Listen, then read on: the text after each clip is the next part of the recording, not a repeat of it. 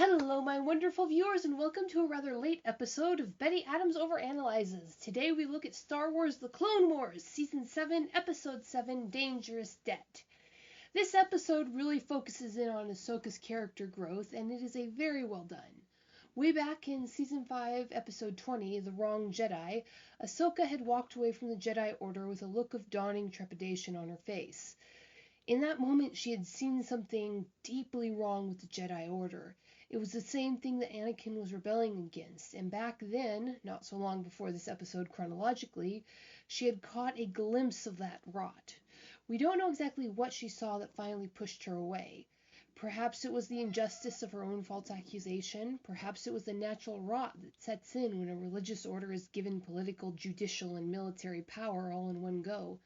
Perhaps it was the inherent wrongness of a system that snatches children from their parents before they are old enough to choose, with the justification that it would be dangerous to let their force powers develop on their own, but which ignores those children who are considered too old, leaving them to face the temptation of the dark side on their own. Whatever it was that Ahsoka Tano caught a glimpse of, it drove her away from the life she had ever known. And down here in the depths of the galactic underworld, that wrongness that she saw above only grows clearer in the darkness. She comes face to face with the consequences of the Jedi's actions in the living and breathing acceptable collateral losses of Trace's parents. How very little may the Force be with you means to the people who have to live in the wake of the Jedi's plots.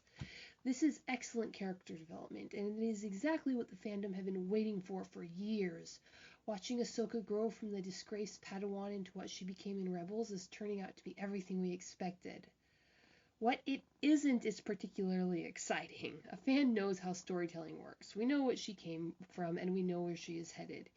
Each beat of the character development is hampered by that knowledge. It weighs down each episode like an overloaded forklift. Even the torture scenes are a bit predictable by now. One does wonder why a crime boss has such an inefficient torture droids after all. Then the escape happens, and then happens again, and then again. It is, in a word, well written but predictable.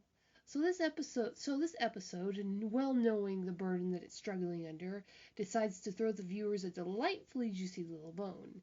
This is an escape episode, and the main conflict is set up between their choice, Ahsoka's and Trace's and Rafa's, to try and make it back to the Silver Angel, or the safer choice to steal a closer ship. Trace wants to go back to her ship. Rafa and Ahsoka very strongly want off the planet as fast as possible. There is a long and running argument where they debate, and quite literally a running argument as they are dodging the crime boss's goons as they go.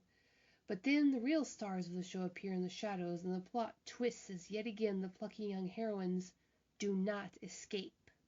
I am genuinely looking forward to the next episode.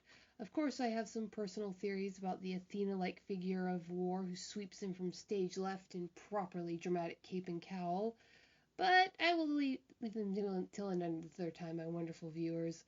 So, what do you think? Leave a like if you agree, and leave a comment blasting my analysis like the Death Star if you disagree. Peace out, my wonderful viewers. Who was that mysterious cloaked woman anyway?